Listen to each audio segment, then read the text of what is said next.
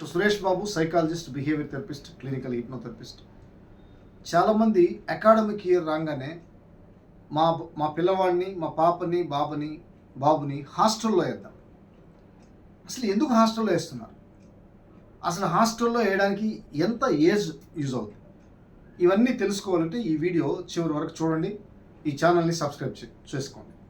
మొదటిగా అసలు ఎందుకు మీరు హాస్టల్లో వేస్తున్నారు మీ పిల్లవాడిని? డిసిప్లిన్ కోసమా లేదా స్టడీ కోసమా? ఫస్ట్ అది గమనించాలి. అయితే చాలామందికి తెలియని విషయం ఏంటంటే 8 సంవత్సరాలు, 7 సంవత్సరాలు, 6 సంవత్సరాల పిల్లల్ని కూడా హాస్టల్లో వేస్తారు. అది చాలా రాంగ్ అండి.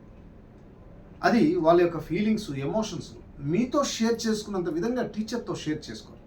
మీతో షేర్ చేసుకున్న కమ్యూనికేషన్, నాన్నతోనో అమ్మతోనో షేర్ చేసుకున్న కమ్యూనికేషన్ ఒక టీచర్తో షేర్ చేసుకోవాలి. అందుకని వాడికి అత్యున్నతమైన సేఫ్టీ దగ్గరగా అమ్మ ఉండాలి, నాన్న ఉండాలి. మినిమం 12 సంవత్సరాలు దాటిన తర్వాత లేదా ఒక హై స్కూల్కి వెళ్ళి ఆ ఏజ్లో వాడికి కొంచెం మెచ్యూరిటీ వస్తుంది, కమ్యూనికేషన్ ఎబిలిటీ వస్తుంది, వాడి భావాలను ఎక్స్ప్రెస్ చేసే వస్తుంది, వాడి అండర్స్టాండింగ్ కెపాసిటీ కొంతవరకు నిండుతుంది. అందుకని డియర్ ఫ్రెండ్స్, హాస్టల్లో ఎందుకు చేరుస్తున్నాం ఏంటి అనేది ఖచ్చితంగా తెలుసుకోవాలి. ఏదో బలవంతంగా వాళ్ళ కోసం వీళ్ళ కోసం లేదా మీ అవసరాల కోసం వాడిని హాస్టల్లో చేశారనుకోండి, అవన్నీ చాలా ఇబ్బంది పడతారు. ఒకానొక స్టేజ్లో మీరు ఎర్లీగా వాడిని హాస్టల్లో వేశారంటే వాళ్ళు మిమ్మల్ని వృద్ధాశ్రమం వేయడానికి అవకాశం ఉంటుంది. అందుకని చాలా జాగ్రత్తగా ఉండండి. మీరు మంచి కోసమే చేస్తున్నారు, వాళ్ళు మీ మంచి కోసమే చేస్తున్నారు.